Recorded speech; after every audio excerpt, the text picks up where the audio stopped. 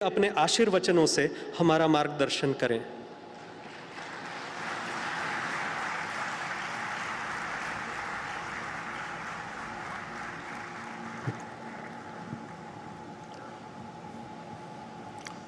नमस्कार।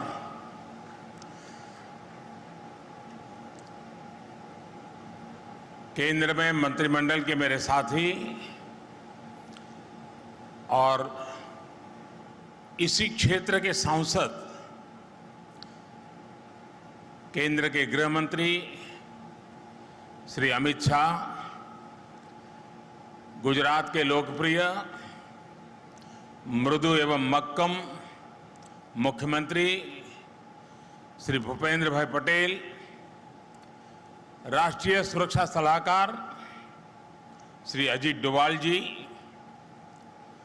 संसद में मेरे साथी श्री CR पाटिल, इनस्पेस के चेयरमैन पवन गोयनका जी, स्पेस विभाग के सचिव श्री S सोमनाथन जी,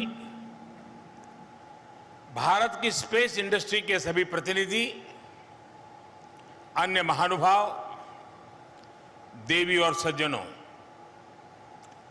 आज 21वीं सदी के आधुनिक भारत की विकास यात्रा में एक शानदार अध्याय जुड़ा है। Indian National Space Promotion and Authorization Centre यानी इन स्पेस के हेडक्वार्टर के लिए सभी देशवासियों को और विशेष करके साइंटिफिक कम्युनिटी को मैं बहुत बहुत बधाई देता हूं। आजकल हम देखते हैं कि सोशल मीडिया पर युवाओं को कुछ एक्साइटिंग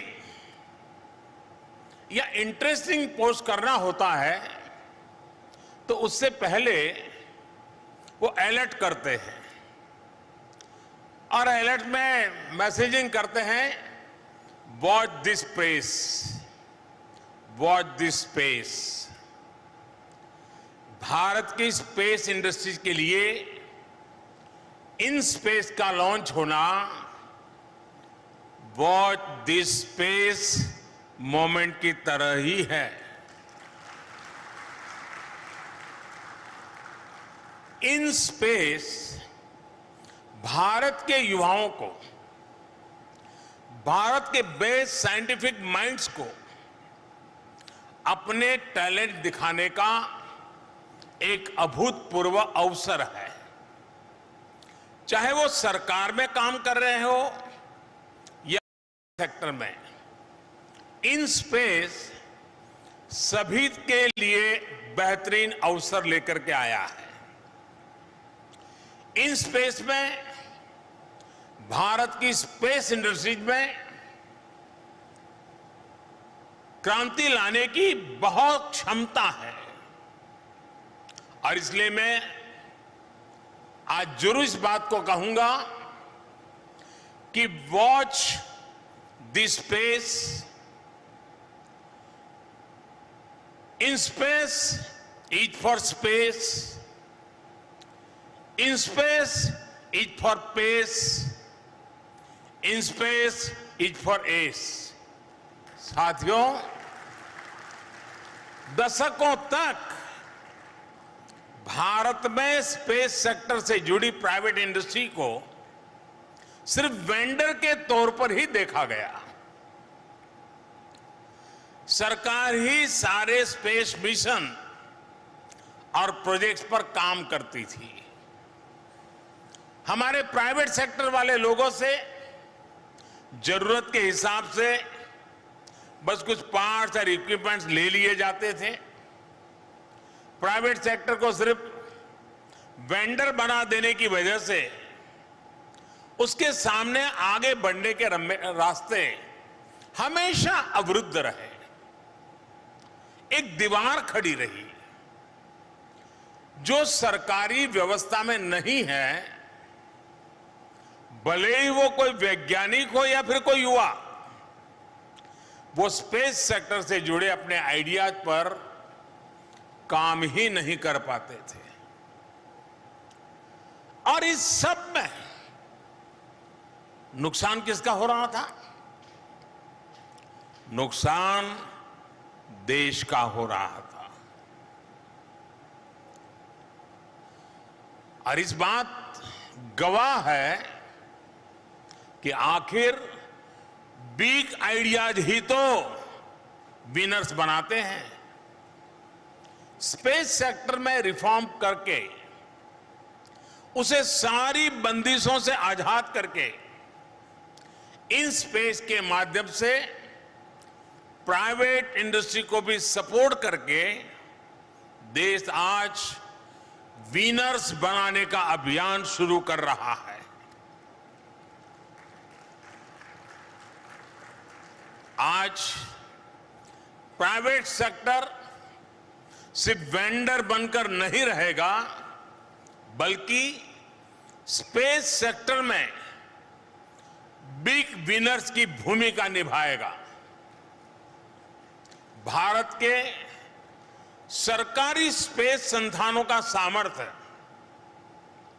और भारत के प्राइवेट सेक्टर का पैशन जब एक साथ जुड़ेगा तो उसके लिए आसमान भी कम पड़ेगा। Even sky is not the limit.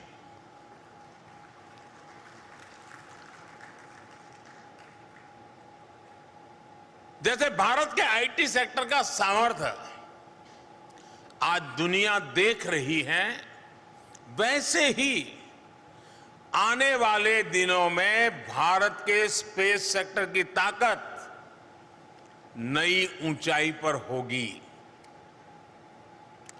In space industry, startups और इसरो के बीच ट्रांसफर ऑफ टेक्नोलॉजी को भी फैसिलिटेट करने का काम करेगा।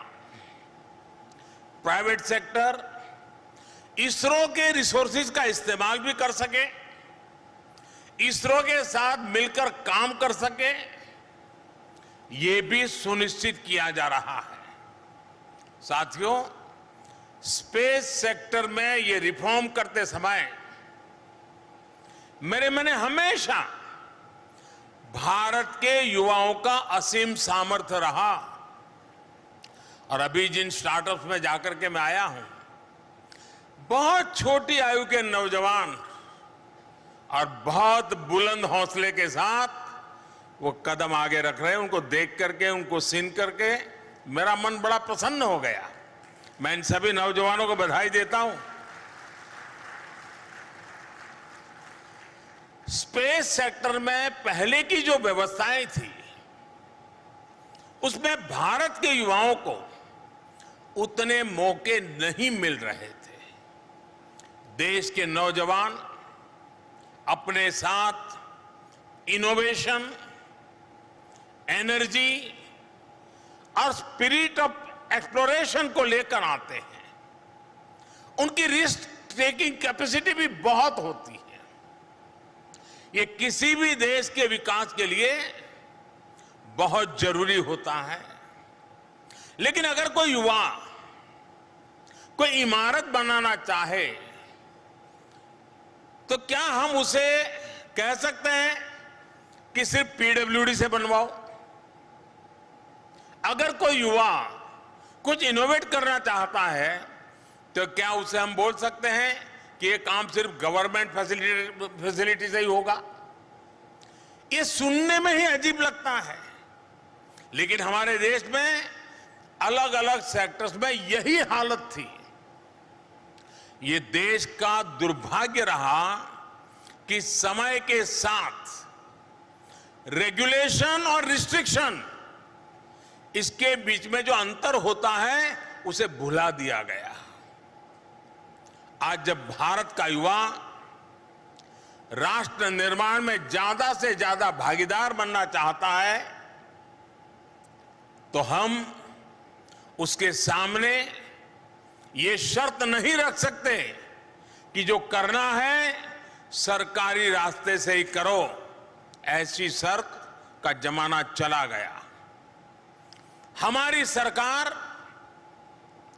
भारत के युवाओं के सामने से हर अवरोध को हटा रही है, लगातार रिफॉर्म्स कर रही है। डिफेंस सेक्टर को प्राइवेट इंडस्ट्री के लिए खोल देना, आधुनिक ड्रोन पॉलिसी बनाना हो, जियो स्पेशल डाटा गाइडलाइंस बनानी हो, टेलीकॉम आईटी सेक्टर में वर्क फ्रॉम एनीवेयर की सहूलियत देनी हो, सरकार हर दिशा में काम कर रही है। हमारी कोशिश है कि हम भारत के प्राइवेट सेक्टर के लिए ज्यादा से ज्यादा ईज ऑफ डूइंग बिजनेस का माहौल बनाएं, ताकि देश का प्राइवेट सेक्टर देशवासियों की ईज ऑफ लिविंग में उतनी ही मदद करें। साथियों, यहां आने से पहले अभी मैं इन स्पेस की टेक्निकल लैब और क्लीन रूम भी देख रहा था। यहां सैटेलाइट्स के डिजाइन, फैब्रिकेशन, असेंबली, इंटीग्रेशन और टेस्टिंग के लिए आधुनिक उपकरण भारतीय कंपनियों के लिए उपलब्ध होंगे। यहां और भी कई आधुनिक फैसिलिटीज और इंफ्रास्ट्रक्चर तैयार किए जाएंगे जो स्पेस इंडस्ट्री का सामर्थ्य बढ़ाने में मदद करेगा। आज मुझे प्रदर्शनी एरिया को भी देखने, स्पेस इंडस्ट्री और स्पेस स्टार्टअप के लोगों से बात करने का भी मौका मिला। मुझे याद है जब हम स्पेस सेक्टर में रिफॉर्म कर रहे थे तो कुछ लोग आशंका जता रहे थे कि स्पेस इंडस्ट्री में कौन प्राइवेट प्लेयर आएगा, लेकिन आज स्पेस सेक्टर में 60 से ज्यादा भारतीय प्राइवेट कंपनियां आज ऑलरेडी उसमें लीड कर रही हैं और उनको देख करके मुझे और प्रसन्नता हुई है। आज मुझे गर्व है कि हमारे प्राइवेट इंडस्ट्री के साथियों ने launch vehicle, satellite, ground segment और स्पेस एप्लीकेशन के क्षेत्रों में तेजी से काम शुरू कर दिया है। पीएसएलवी रॉकेट के निर्माण के लिए भी भारत के प्राइवेट प्लेयर्स आगे आए हैं। इतना ही नहीं, कई प्राइवेट कंपनियों ने तो अपने खुद के रॉकेट की डिजाइन भी तैयार कर ली है। ये भारत के स्पेस सेक्टर की असीमित संभावनाओं की एक झलक है। इसके लिए मैं अपने साइंटिस्ट, इंडस्ट्रियलिस्ट, युवा उद्यमियों और सभी देशवासियों को हार्दिक बधाई देता हूं।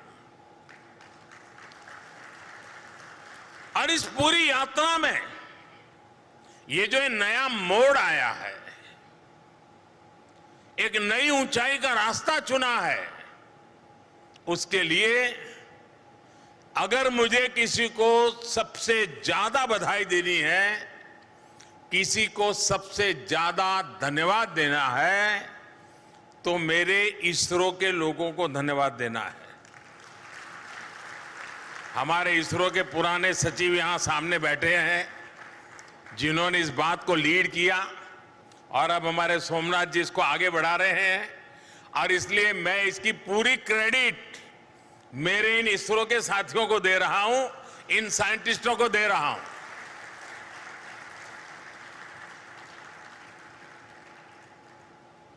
ये छोटा निर्णय नहीं है दोस्तों, और ये स्टार्टअप वालों को पता है कि इतने महत्वपूर्ण निर्णय के कारण वो हिंदुस्तान को और दुनिया को क्या कुछ देने के लिए बुलंद हौसला रखते हैं। और इसलिए इसकी पूरी क्रेडिट इसरो को जाती है। उन्होंने इस काम में बढ़ चढ़ करके कदम उठाए हैं, चीजों को तेजी से आगे बढ़ाने के लिए उन्होंने कोशिश की है। और जहां अपनी ही मालिकी थी, वो कह रहे नहीं, आइए देश के नौजवान, ये आपका है, आप आगे बढ़िए। ये अपने आप में बहुत बड़ा क्रांतिकारी डिसीजन है। साथियों, हम इस समय अपनी आजादी के 75 साल का अमृत महोत्सव मना रहे हैं। आज भारत में हमारी जिन सफलताओं ने करोड़ों देशवासियों को प्रेरणा दी, उन्हें आत्मविश्वास दिया, उनमें हमारी स्पेस उपलब्धियों का विशेष योगदान है। इसरो जब कोई रॉकेट लॉन्च करता है, कोई अभियान अंतरिक्ष में भेजता है, तो पूरा देश उससे जुड़ जाता है, गर्व महसूस करता है।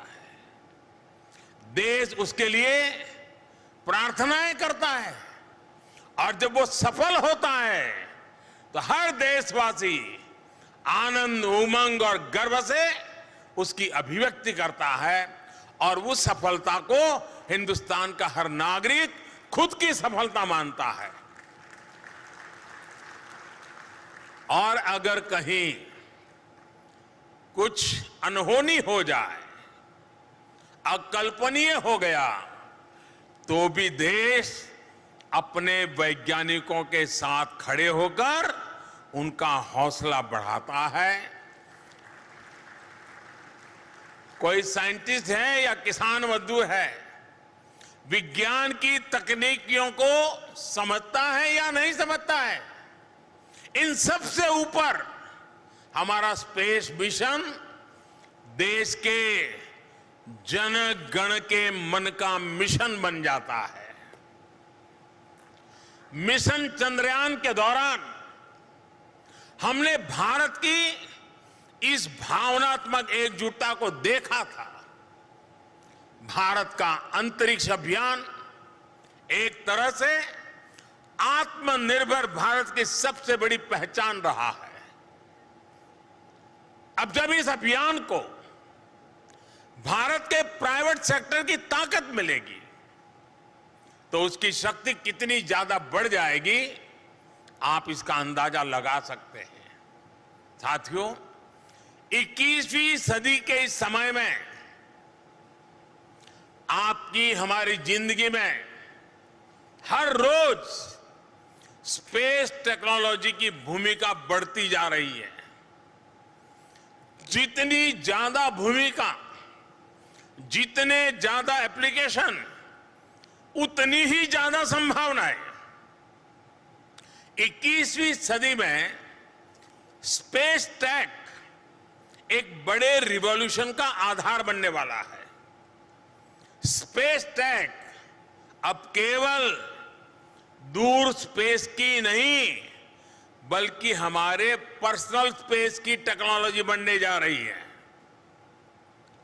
सामान्य मानवी के जीवन में स्पेस टेक्नोलॉजी की जो भूमिका है, रोजमर्रा की जिंदगी में जिस तरह स्पेस टेक्नोलॉजी शामिल है, उसकी तरफ अक्सर हम लोगों का ध्यान नहीं जाता है। हम टीवी खोलते हैं, इतने सारे चैनल्स हमें उपलब्ध हैं, लेकिन बहुत कम लोगों को पता है कि ये सैटेलाइट की मदद से हो रहा है। कहीं आना जाना हो, ये देखना हो कि ट्रैफिक है या नहीं, शॉर्टेस्ट रास्ता कौन सा है, ये सब किसकी मदद से हो रहा है? सैटेलाइट की मदद से हो रहा है। अर्बन प्लानिंग के इतने काम हैं, कहीं रोड बन रहे हैं, कहीं ब्रिज बन रहे हैं, कहीं स्कूल, कहीं अस्पताल बन रहे हैं, कहीं ग्राउंड वाटर टेबल चेक करना है, इंफ्रा प्रोजेक्ट की मॉनिटरिंग करनी है। ये सारे काम सैटेलाइट की मदद से हो रहे हैं।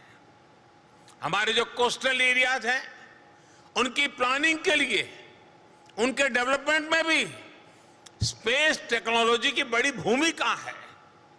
समुद्र में जाने वाले मछुआरों को भी सैटेलाइट के जरिए फिशिंग और समुद्री तूफानों की जानकारी पहले से ही मिल जाती है।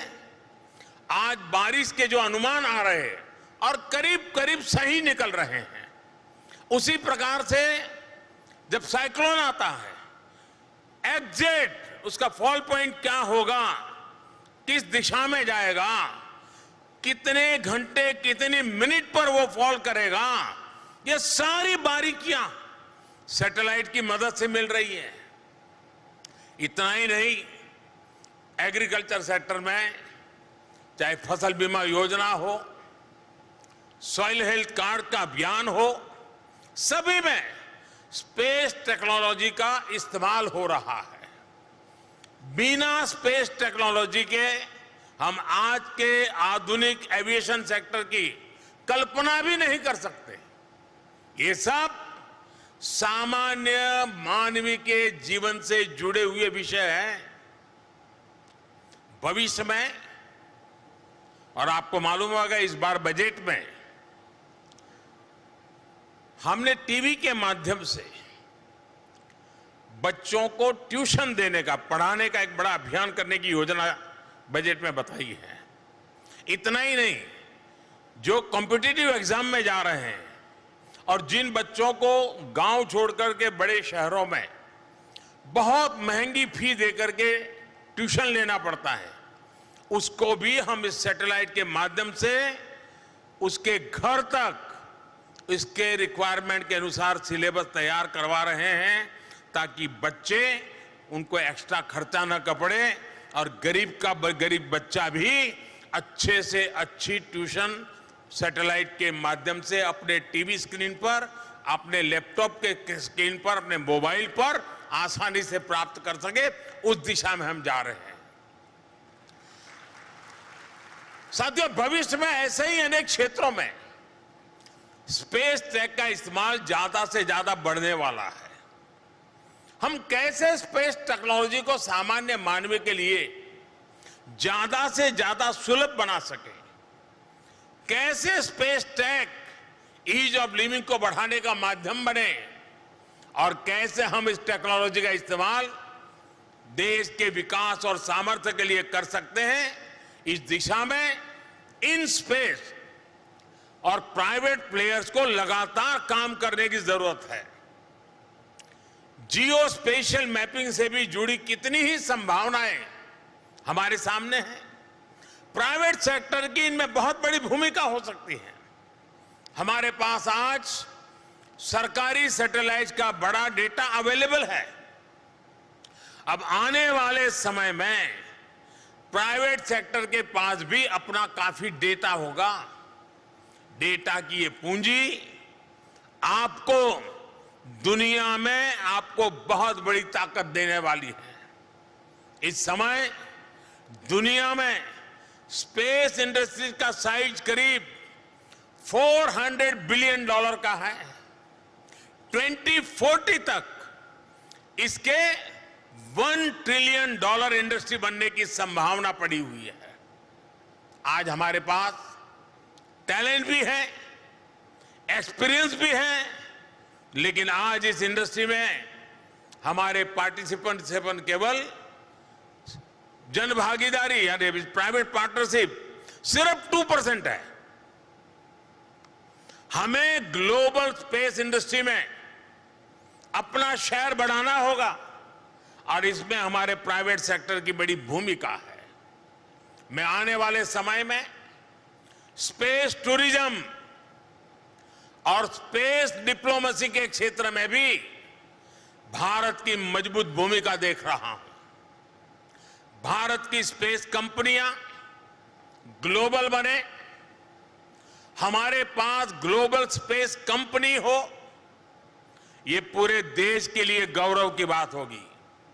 साथियों, हमारे देश में अनंत संभावनाएं हैं, लेकिन अनंत संभावनाएं कभी भी सीमित प्रयासों से साकार नहीं हो सकती। मैं आपको आश्वस्त करता हूं, देश के नौजवानों को आश्वस्त करता हूं, साइंटिफिक टेम्परामेंट वाले, रिस्क टेकिंग कैपेसिटी वाले नौजवानों को आश्वस्त करना चाहता हूं कि स्पेस सेक्टर में रिफॉर्म का यह सिलसिला आगे भी अनवरत जारी रहेगा।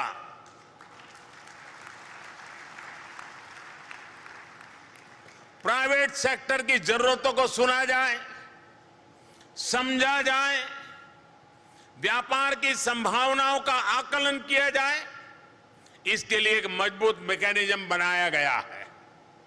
इन स्पेस इस दिशा में प्राइवेट सेक्टर की सभी जरूरतों को पूरा करने के लिए एक single window independent nodal agency के रूप में काम करेगा। सरकारी कंपनियां, स्पेस इंडस्ट्रीज, स्टार्टअप्स और इंस्टीट्यूट्स के बीच सामंजस्य के साथ आगे बढ़ने के लिए भारत नई भारतीय अंतरिक्ष नीति पर भी काम कर रहा है।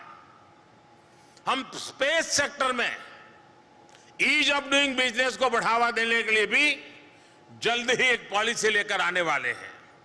साथियों, मानवता का भविष्य, उसका विकास आने वाले दिनों में दो ऐसे क्षेत्र हैं जो सबसे ज्यादा प्रभावी होने वाले हैं। हम जितना जल्दी उसको एक्सप्लोर करेंगे,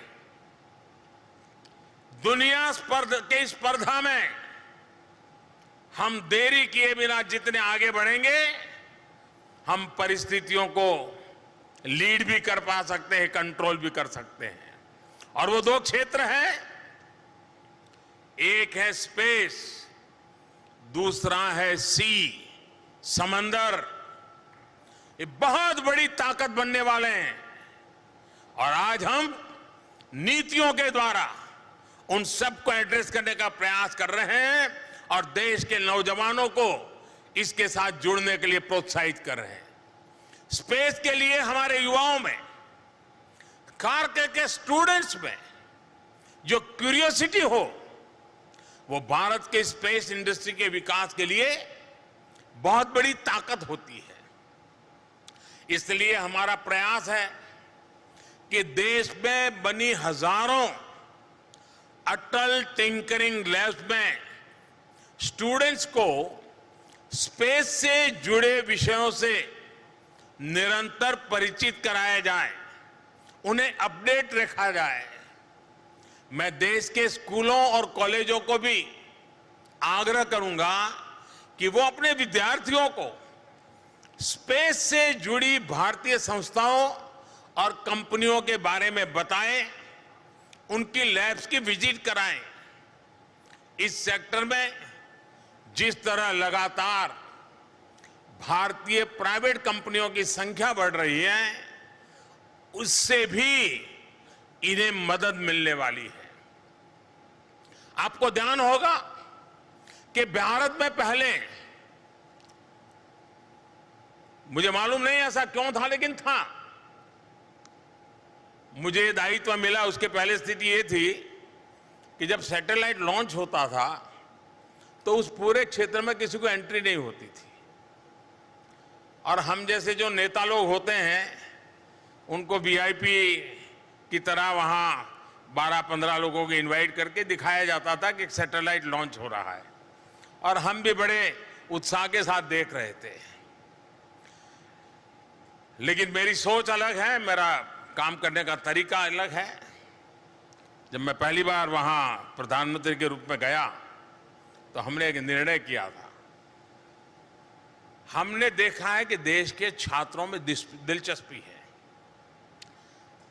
क्यूरियोसिटी है और उस बात को ध्यान में रखते हुए जहां से हमारे सैटेलाइट लॉन्च होते हैं वो श्रीहरिकोटा में हमने एक बहुत बड़ी लॉन्च देखने की, जब सैटेलाइट जाता है उसको देखने के लिए व्यू गैलरी का निर्माण किया है और कोई भी नागरिक, कोई भी स्कूल का विद्यार्थी भी इस कार्यक्रम को देख सकता है और बैठने की व्यवस्था भी छोटी नहीं है। 10,000 लोग बैठ करके इस सैटेलाइट लॉन्च को देख सके, इसका प्रबंध किया है। चीजें छोटी लगती हैं लेकिन भारत के जीवन पर इसका बहुत बड़ा प्रभाव हो रहा है। साथियों, इन स्पेस हेडक्वार्टर का लोकार्पण आज हो रहा है, एक प्रकार से गतिविधि का केंद्र बनता जा रहा है। मुझे इस बात की भी खुशी है कि गुजरात अलग अलग सेक्टर्स में राष्ट्रीय और अंतर्राष्ट्रीय स्तर के बड़े संस्थानों का सेंटर बनता जा रहा है। मैं भूपेंद्र भाई और उनकी पूरी टीम को, गुजरात सरकार के हमारे सभी साथियों को उनके इस इनिशिएटिव के लिए, प्रोएक्टिव हर नीतियों को सपोर्ट करने के लिए मैं हृदय से आभार व्यक्त करता हूं, अभिनंदन करता हूं। और आपको मालूम है, अभी कुछ सप्ताह पहले ही जामनगर में WHO के global centre for traditional medicine का काम शुरू हुआ है। राष्ट्रीय रक्षा यूनिवर्सिटी हो, नेशनल लॉ यूनिवर्सिटी हो, पंडित दीनदयाल उपाध्याय एनर्जी यूनिवर्सिटी हो, नेशनल फॉरेंसिक साइंस यूनिवर्सिटी हो, नेशनल इनोवेशन फाउंडेशन हो, चिल्ड्रंस यूनिवर्सिटी हो, कितने ही नेशनल इंस्टीट्यूट्स यहां आसपास में ही हैं। Bhaskaracharya institute for space application and Jio informatics यानी बाइसेक, इसकी स्थापना देश के अन्य राज्यों को भी प्रेरणा बन गई है। इन बड़े संस्थानों के बीच अब इन स्पेस भी इस जगह की पहचान बढ़ाएगा। मेरा देश के युवाओं से, विशेषकर गुजरात के युवाओं से आग्रह है कि वो इन बेहतरीन भारतीय संस्थाओं का पूरा लाभ उठाएं। मुझे पूरा भरोसा है आपकी सक्रिय भूमिका से भारत स्पेस सेक्टर में नई ऊंचाई हासिल करेगा। और आज के इस शुभ अवसर पर मैं खास करके जो प्राइवेट सेक्टर ने उत्साह के साथ भाग लिया है, जो नौजवान नए हौसले, नए संकल्प के साथ आगे आए हैं, उनको बधाई भी देता हूं और बहुत बहुत शुभकामनाएं भी देता हूं। मैं इसरो के सभी वैज्ञानिकों को भी, उस इसरो की पूरी टीम को भी अनेक अनेक शुभकामनाएं देता हूं, बहुत बहुत धन्यवाद करता हूं। और मुझे विश्वास है गोयनका प्राइवेट सेक्टर में बहुत सफल व्यक्तित्व रहा है।